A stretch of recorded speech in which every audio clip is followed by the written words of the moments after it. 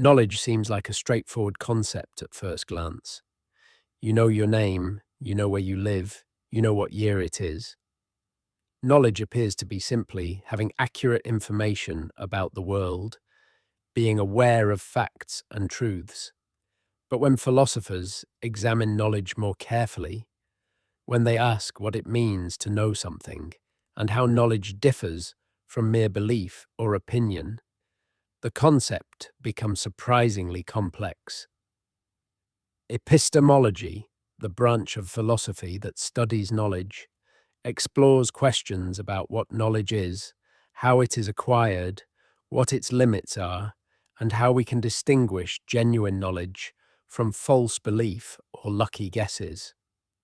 The traditional analysis of knowledge, dating back to ancient Greek philosophy, defines knowledge as justified true belief.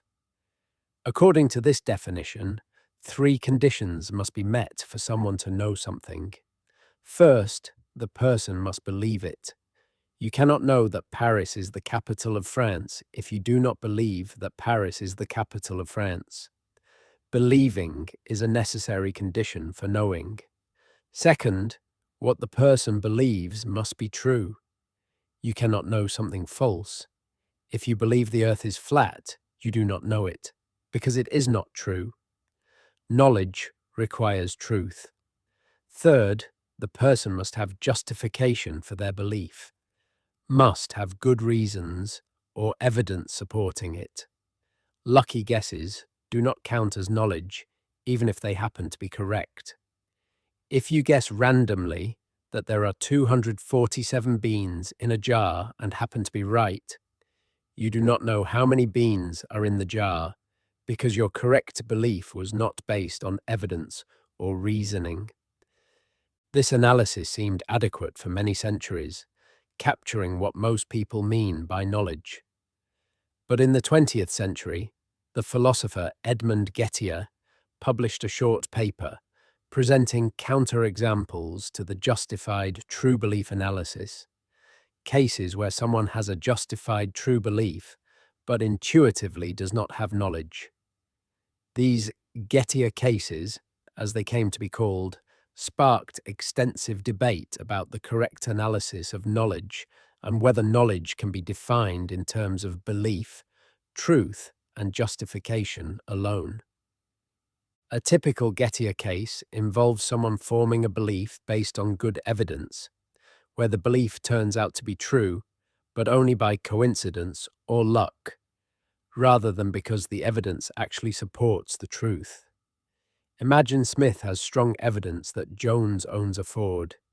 Jones has always owned a Ford, has been seen driving a Ford recently, and confidently asserts he owns a Ford. On this basis, Smith forms the belief that either Jones owns a Ford or Brown is in Barcelona. Smith has no idea where Brown is, but includes this disjunction, because if Jones owns a Ford, then the disjunction is true, regardless of Brown's location. Now suppose, unbeknownst to Smith, Jones has recently sold his Ford and is driving a rental. But by sheer coincidence, Brown happens to be in Barcelona. So Smith's belief that either Jones owns a Ford or Brown is in Barcelona is true, and Smith has justification for this belief based on good evidence about Jones.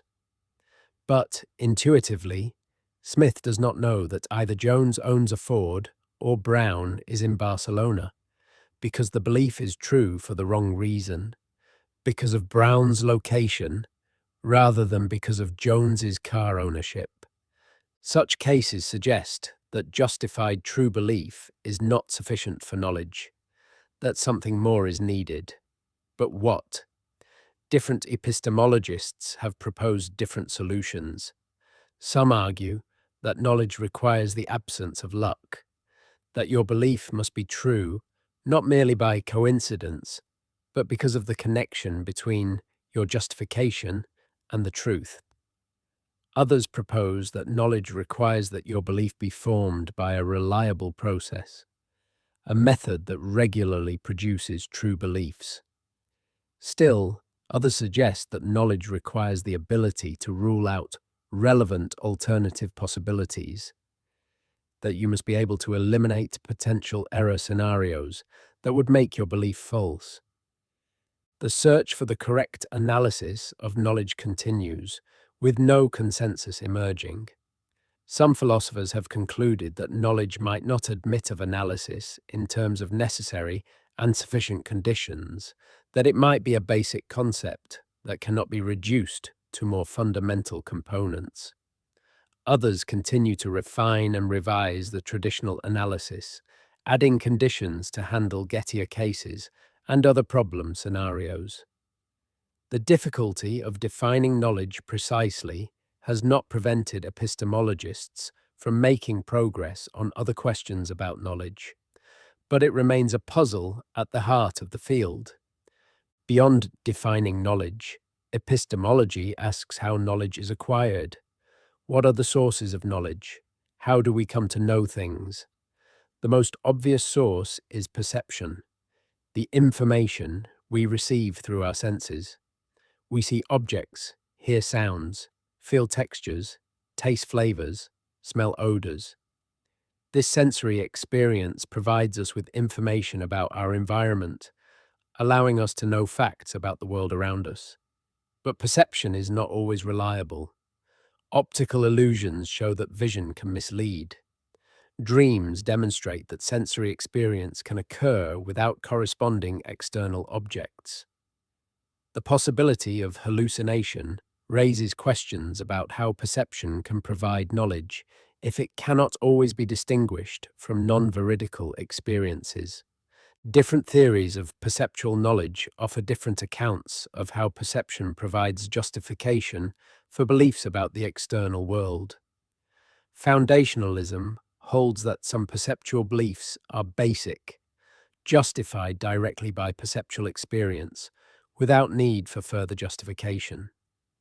These basic beliefs about immediate sensory appearances serve as foundations for other beliefs that are justified by inference from the foundations. Coherentism denies that any beliefs are basic and holds instead that beliefs are justified by their coherence with other beliefs, by fitting into an overall consistent and mutually supportive system of beliefs. Reliabilism judges perceptual beliefs as justified if they are formed by reliable perceptual processes, regardless of whether the perceiver has access to the reliability of these processes. Memory is another source of knowledge. You know many things because you remember them, because you learnt them in the past and retained that information. But memory can be unreliable. We forget things, misremember details, even create false memories of events that never occurred. How can memory provide knowledge if it is fallible? One response is that memory provides prima facie justification, justification that can be defeated by contrary evidence, but is adequate absent such defeaters. Another response is that memory is generally reliable, even if not perfectly reliable, and that the reliability of memory is sufficient for it to be a genuine source of knowledge, despite occasional errors. Testimony, learning from others who tell you things, is a particularly important source of knowledge. Much of what you know comes not from your own direct experience, but from testimony, from what parents, teachers, books, news reports, and other people have told you. You know historical facts through testimony. You know most scientific knowledge through testimony of experts. You know what happened in distant places through testimonial reports. But testimony can be unreliable. People lie, make mistakes, misunderstand, pass on false information. How can testimony provide knowledge if speakers are not always trustworthy? Some philosophers argue that testimony is reducible to other sources, that testimonial knowledge ultimately depends on perceptual knowledge of the speaker's words, plus inferential knowledge that the speaker is probably reliable. Others hold that testimony is a basic source of knowledge, that we are entitled to trust testimony absent specific reasons for doubt, that the default rational response to testimony is acceptance rather than skepticism. This debate has practical importance for questions about expertise and deference to authority. When should you trust what experts tell you? What makes someone an expert whose testimony carries epistemic weight? Reason or rational intuition is often cited as an independent source of knowledge, particularly for mathematics and logic. You know that 2 plus 2 equals 4, not by perceiving it or remembering being told, but by grasping it through reason. You know that if all mammals are animals and all dogs are mammals, then all dogs are animals, through logical inference rather than empirical observation. This rational knowledge seems different in kind from empirical knowledge based on sensory experience. It seems necessary rather than contingent, knowable a priori rather than a posteriori, certain rather than probable. The distinction between a priori and a posteriori knowledge has been central to epistemology since at least Kant. A priori knowledge is knowledge independent of experience, knowable through reason alone. A posteriori knowledge is knowledge that depends on experience, that must be confirmed by observation or sensory evidence. Mathematical truths, logical principles, and conceptual truths, like all bachelors, are unmarried, seem to be knowable a priori. Empirical facts about the physical world, like water, boils at 100 degrees Celsius at sea level, are knowable only a posteriori. But the boundaries are contested. Are there synthetic a priori truths, substantive truths about the world, knowable independent of experience? Or is all a priori knowledge merely analytic, true by definition or meaning alone? Skepticism represents a persistent challenge to claims about knowledge. Skeptical arguments attempt to show that we do not know what we ordinarily think we know, or even that knowledge is impossible. Ancient skeptics like Pyrrho argued that for any belief, equally strong arguments can be made for and against it, leading to suspension of judgment rather than knowledge. Descartes' method of doubt, attempting to find something that cannot possibly be doubted, revealed how much of what we take for granted can be called into question. Could you be dreaming right now? Could an evil demon be deceiving you about everything you think you know? Could you be a brain in a vat, receiving artificial inputs that create an illusory external world? These skeptical scenarios are not intended as serious possibilities, but as thought experiments that reveal how our evidence might be the same, whether or not our beliefs are true. The evidence you have for believing there is a physical world around you is just your sensory experience. But that same sensory experience could be produced by artificial stimulation if you were a brain in a vat. So your sensory experience does not distinguish between these possibilities. If you cannot rule out the brain in vat hypothesis, can you really know there is an external world? If knowledge requires ruling out all possibilities in which your belief would be false, then skepticism seems to follow. Different responses to skepticism have been developed. Some philosophers accept skeptical conclusions, acknowledging that we lack knowledge in many domains where we thought we had it. Others argue that skeptical standards for knowledge are too demanding, that knowledge does not require ruling out all possible error scenarios, but only relevant or reasonable alternatives. Still, others question whether the skeptical scenarios are genuinely coherent or whether they rely on question-begging assumptions about the nature of evidence and justification. Contextualism offers one influential response to skepticism.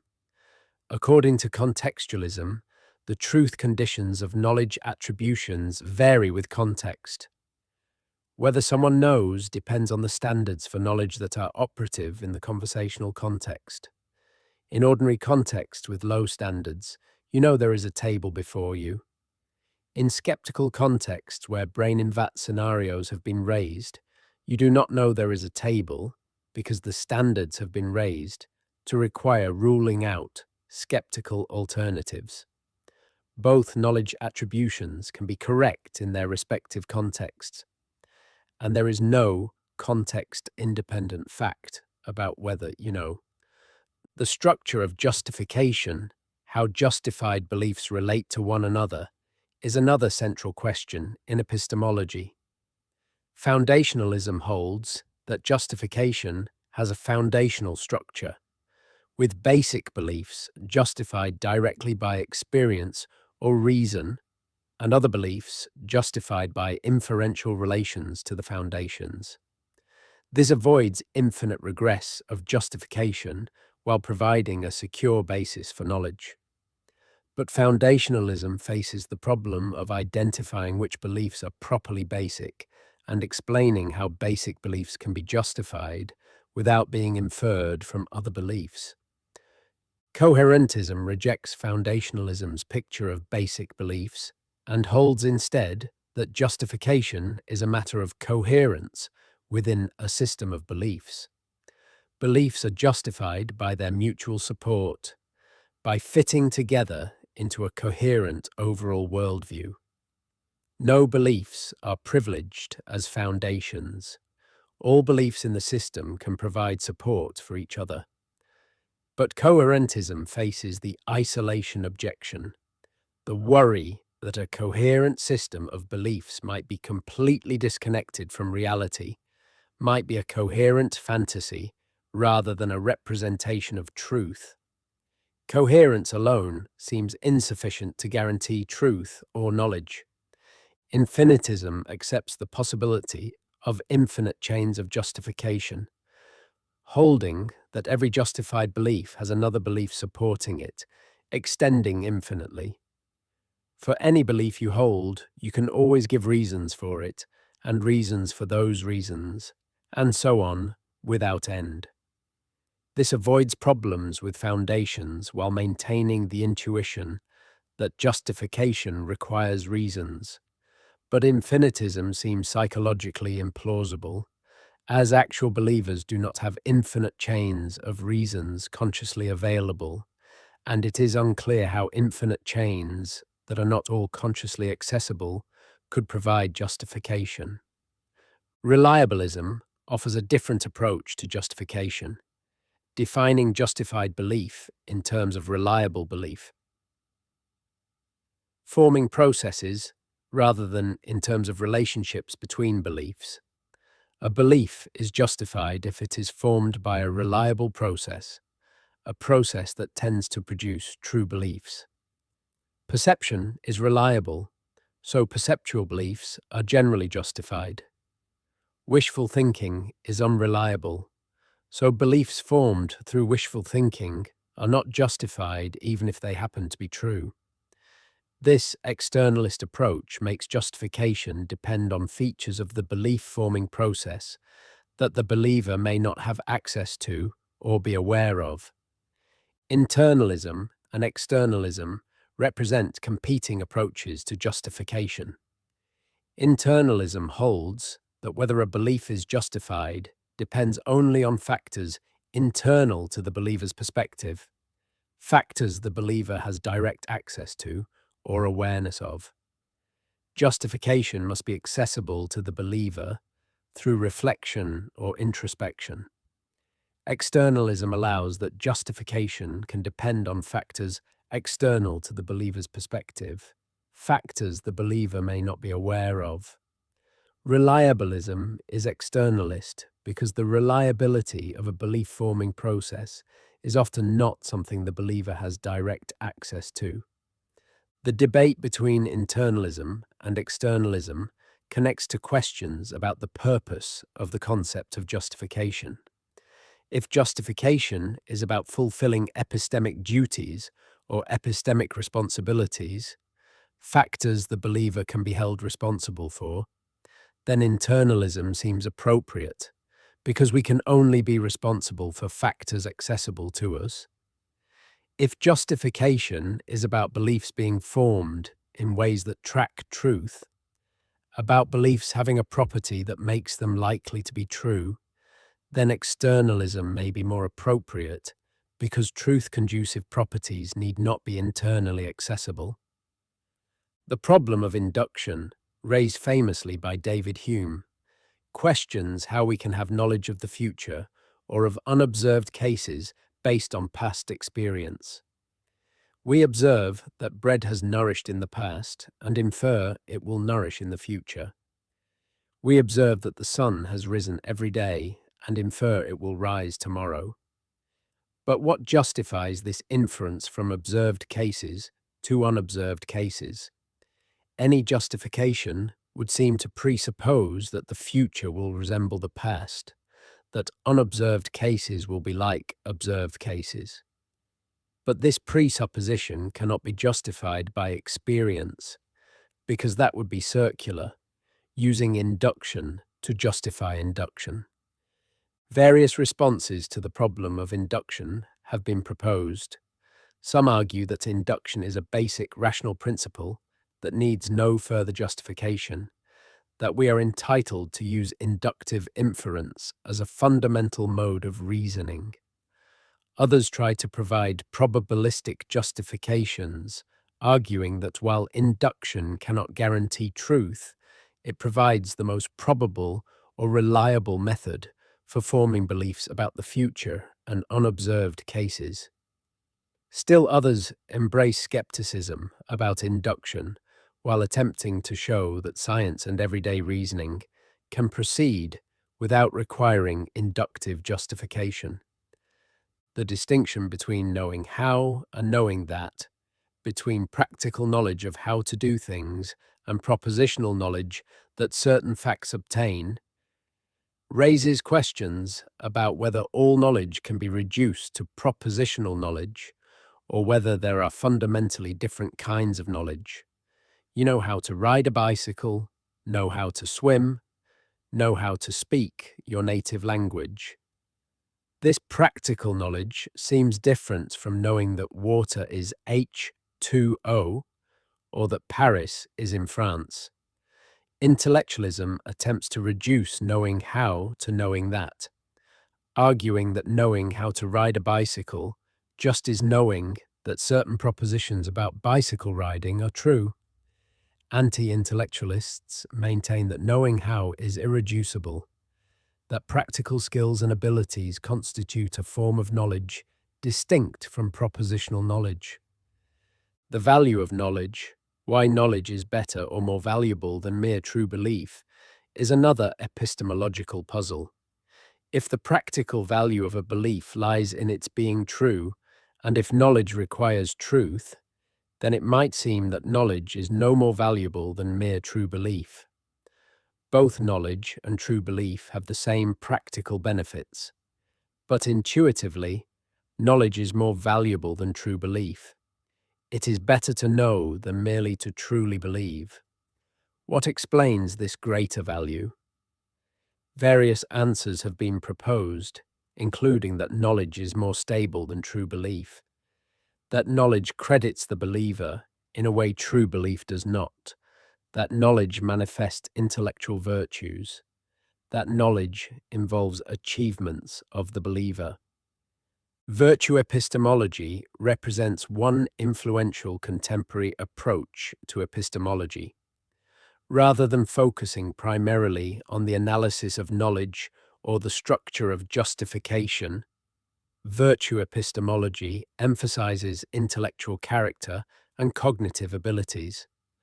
Knowledge is understood in terms of cognitive achievements that manifest intellectual virtues like attentiveness, care in inference, intellectual courage, and open-mindedness. A true belief constitutes knowledge when it results from the exercise of intellectual virtues or reliable cognitive abilities.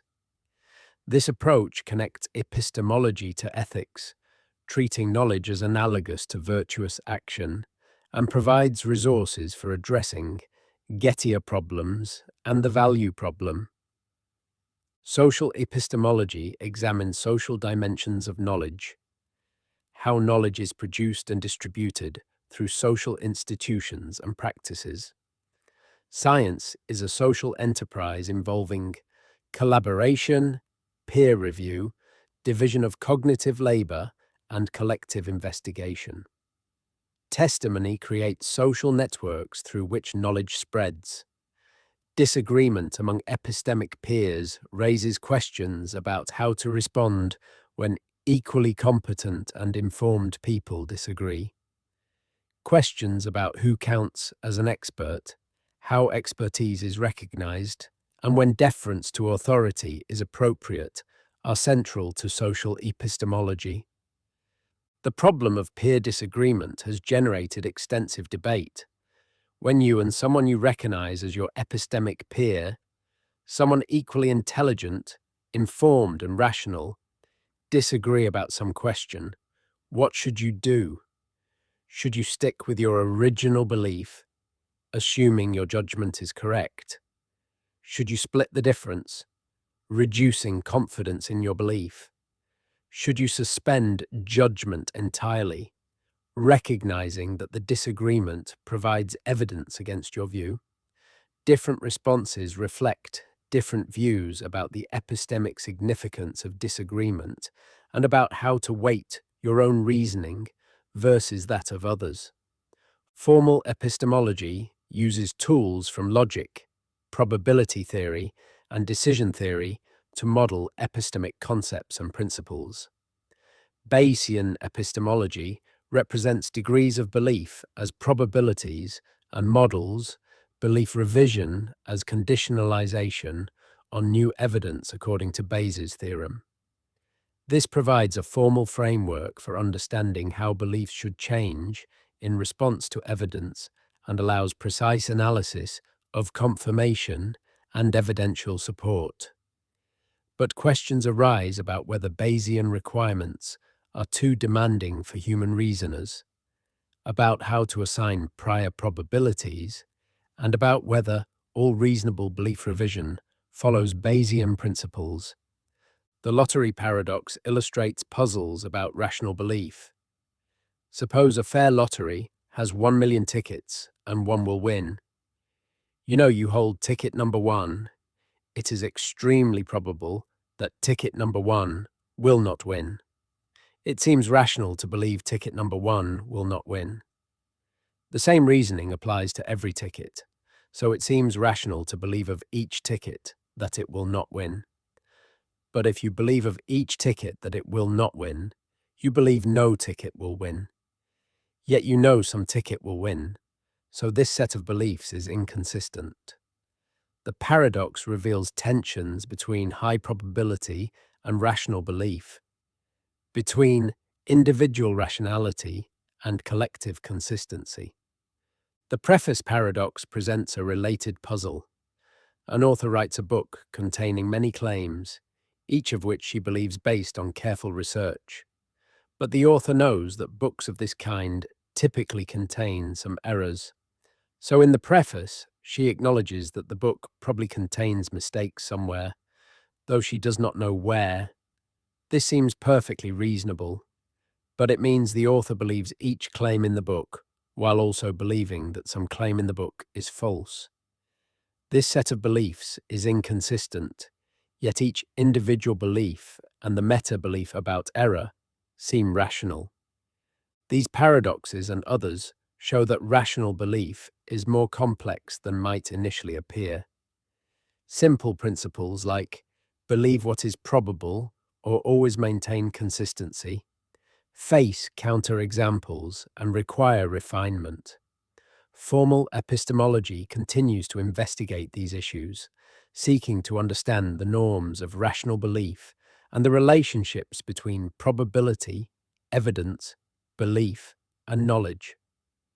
The role of perception in knowledge, as mentioned earlier, raises questions about whether perceptual experience provides direct awareness of external objects or only awareness of sensory appearances that represent objects. Direct realism holds that perception gives us immediate access to external reality. Indirect realism holds that we perceive external objects only through perceiving sense data or appearances. The debate in philosophy of perception has implications for epistemology, affecting how we understand perceptual justification and perceptual knowledge. The distinction between knowledge and understanding has received increasing attention. Understanding seems to involve grasping relationships between facts, seeing how things fit together, having a coherent picture of some domain. You might know many facts about physics without understanding physics. Understanding appears to be something more than, or at least different from, propositional knowledge. Some epistemologists have begun to develop theories of understanding, examining what understanding consists in and how it relates to knowledge. Epistemic injustice occurs when someone is wronged specifically in their capacity as a knower. Testimonial injustice happens when someone's testimony is given less credibility than it deserves because of prejudice. Hermeneutical injustice happens when someone lacks concepts needed to understand or communicate their own experiences because their social group has been excluded from processes of concept formation. These forms of injustice reveal how social structures and power relations affect epistemic practices and how epistemology must attend to issues of justice and fairness. The relationship between knowledge and action, between what we know and what we do, raises practical questions about how knowledge should guide behavior. When do you know enough to act? How much evidence is required before action is justified? Can you know something but rationally fail to act on that knowledge?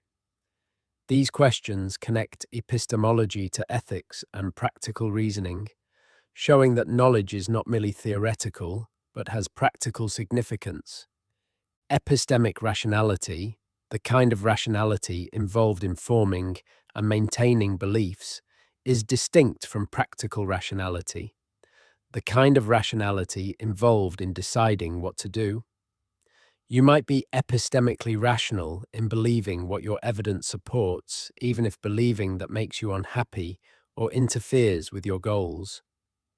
This distinction between epistemic and practical reasons raises questions about whether epistemic rationality always takes priority, whether practical considerations can sometimes make it rational to believe against the evidence, whether faith or hope can sometimes be rational despite lacking epistemic support. The ethics of belief concerns what obligations we have regarding our beliefs. Are we responsible for what we believe? Can belief be subject to moral evaluation? W.K. Clifford famously argued that it is wrong, always, everywhere, and for everyone to believe anything on insufficient evidence.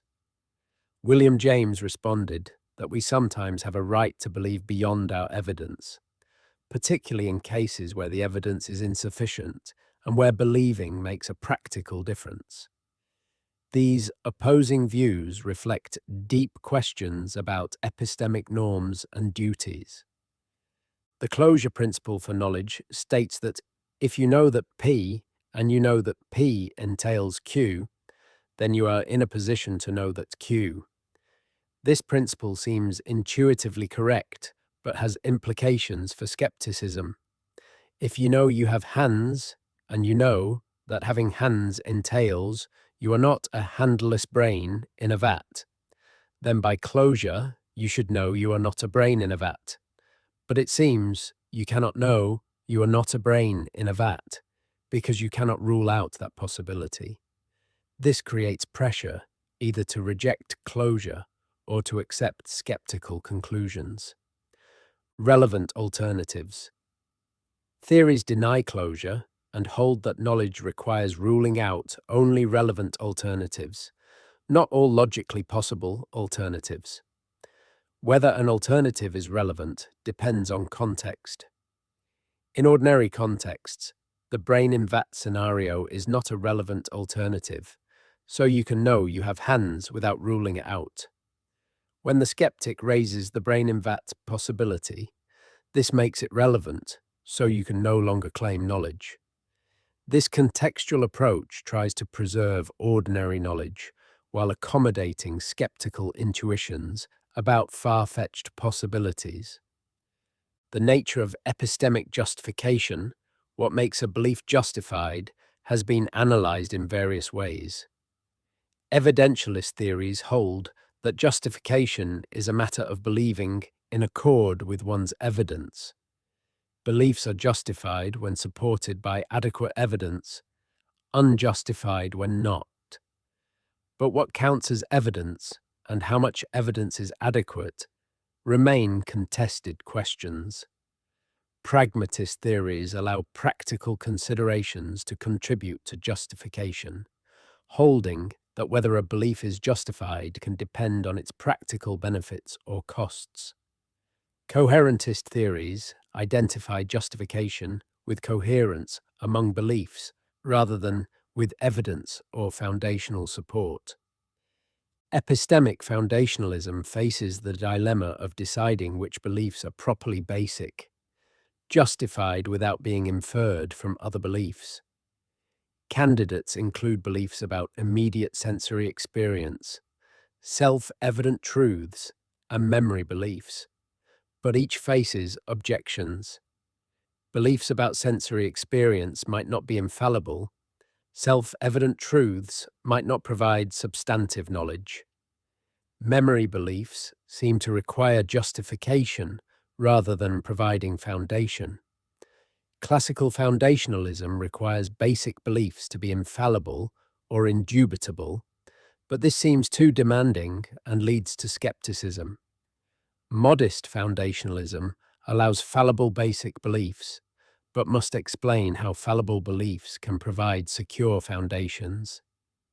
The Gettier problem continues to generate proposed solutions and new counterexamples.